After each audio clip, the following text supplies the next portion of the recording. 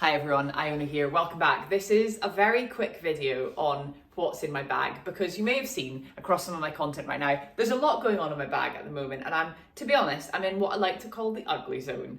I'm making changes in my bag and I haven't found the dream setup yet.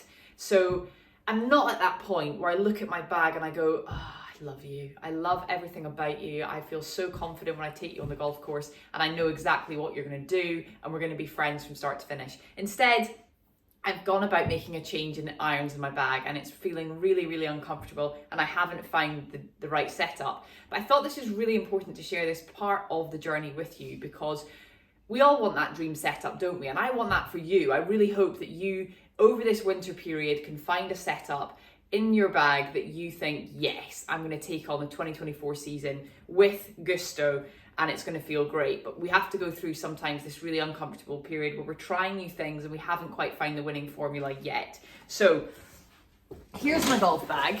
You can see I've changed to my winter pencil bag. This is the Rolls Royce of pencil bags. It's a Links and Kings Titleist pencil bag. It's absolutely stunning. Usually I put a half set in here. I've got every golf club in my set in here right now, so it looks a bit busy, but generally speaking, I go out in the winter, play 9 holes and I take a half set. The top of the bag, I've got my driver 3 wood and 5 wood. I'm super happy, as I am with that, with my 4-iron as well. My 4-iron is a U500. It's got an NS Pro 88 gram steel shaft in it. Very, very happy with the top set of the bag. It's from the 5-iron to the pitching wedge where things get pretty uncomfortable. Let me tell you why. And I'm just rattling through this, guys. So I used to play with this club. It's a T200. As you can see, it's a very good looking club. I've had a good run with these guys and it has a recoil 80 gram shaft in it. That's a composite shaft. I've switched to the T100s. Look at these bad boys. They've got a beautiful slimline sole and that is leading to straighter shots. That's why I'm changing to the T100. However, this shaft has been discontinued. You might be thinking now, and to be honest, I'm starting to think this myself, why don't you just take the shafts out your T200s and put them in your T100s? Guys, that is actually maybe what I'm going to have to do. However, because this shaft has been discontinued, I thought, well, we ought to find something new. And there's always new things coming out. Technology is improving all the time. So let's try and find something that's up to date, current, that's not discontinued.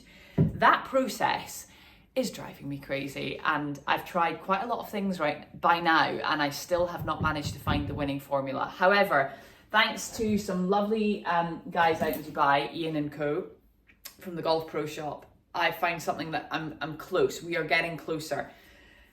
I've tried a KBS shaft, it was too stiff.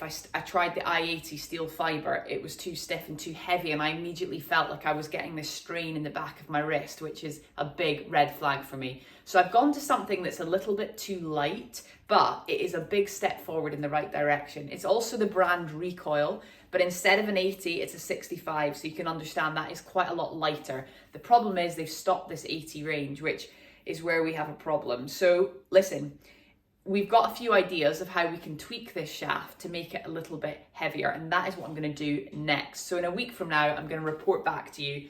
I also want to say that I decided, as someone who is 5'7", that I would try playing with a set of irons that were a 1/4 inch shorter than standard men's length. I've always played with standard men's lengths, and most ladies do that play to a certain level, I suppose, or of a certain height. And for some reason, I decided I wanted just to see. I thought, well, why not try a 1/4 inch shorter and see what happens? And I'm glad I did, because now I know it's not for me.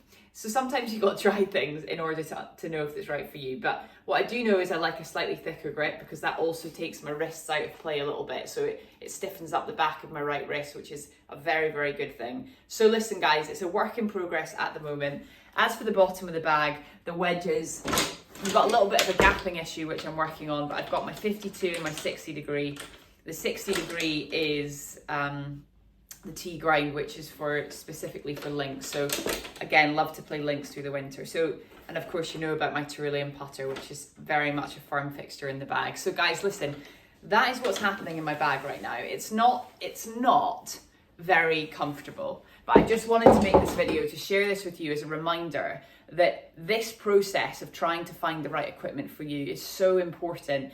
And even though it doesn't feel comfortable and you're desperate to find something that works, you can learn so much about your game and what is right for you because it's so bespoke. We all have idiosyncrasies in our golf game and our swing. We're all built differently. How I set up to the ball is totally different from how you set up to the ball. So it's really important to find somebody you trust that you can work with that will help you find the right equipment for your game. This is the journey that I'm on.